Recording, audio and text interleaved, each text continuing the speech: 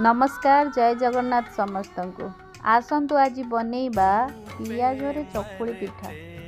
आपण मैंने बनैकी घरे तो खाऊे किंतु मु भाविली आज मु गोटे वीडियो बनैबी जी भी बनैकी न खाऊे आ जानी नथिबे से माने बनैकी खाए।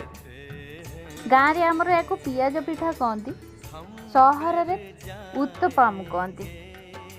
तो मु उत्तपम कहबी ना चकुली पिठा कहबी जहाँ भी हो जिनिस गोटे। प्रथमे किसी बिरी चाउलर बटा मु नहीं गली 2 घंटा आगरू मुझे बाटिकी रखी नहीं गलापर से किसी लुण पकेली आ अल्प टिके सोडा पकेली। अल्प टिके सोडा ये पकेली जे फुलब टे सफ्ट हम से नेली।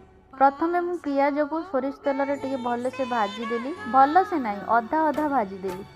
अधा अधा भाजीदेला से किसी पुदीना पत्र से किसी धनिया पत्र आउ किछि भृषंग पत्र पकई भल से गोलई देला परे मु तावा बसई से तेल देली। तेल देला परे किछि आण देली। हाँ एटा पतला केबे हेई परिबनी कारण पियाज पड़ी जेहेतु से सब खाली खसी घासी जीव ताको देखिकी करिया को पड़िबो।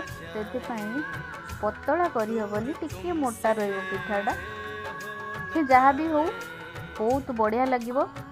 मु एमती गोटे गोटे रु दीटा दीटा 4टा 10टा पिठा बनईदेली। समस्ते नहीं गोटे 2टा लेखा खाईदेले। भल होइथिला। चकुली पिठाटा मते सोरिष तेल रे कले भल लगे। क्या केमती लगे मु जानिनी किंतु मते सोरिष तेल रे कले बहुत भल लगे। छोट बेलू आम घरे केवल सोरिष तेल ही यूज करा हुए तो मते सोरिष तेल रे हेले भल लगे। पिठा करी सारला परे आमे समस्ते मिसिकिरी खाइलु। बाकी आउ गोटे 2टा बड़ी थिला सेतरे आम माउसी भी खाईदेला। जा हो भल है। आपण माने भी घरे एमिति बनईकरी खातु पियाज पका चकुली पिठा। पियाज रे हाँ आपण टिके अधिक भृषंग पत्र देवे। भृषंग पत्र टी अधिक देले पियाज जीरा आउ भृषंग पत्र कम्युनिकेशन बहुत भल टेस्ट आने।